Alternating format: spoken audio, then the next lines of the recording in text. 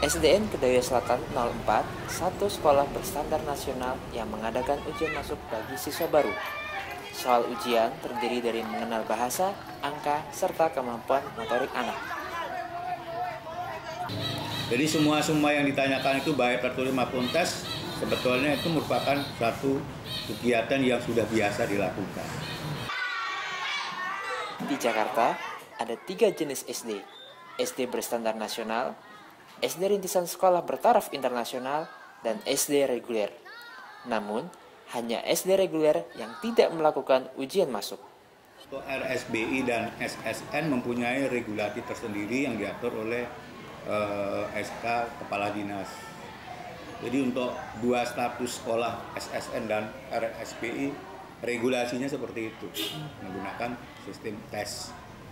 Psikolog anak Seto Mulyadi menilai, ujian masuk SD sangat melanggar hak anak.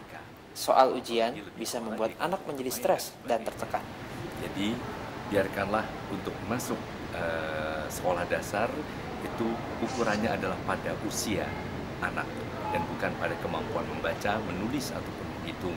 Karena sebetulnya kemampuan itu adalah porsi bagi kurikulum usia SD itu sendiri.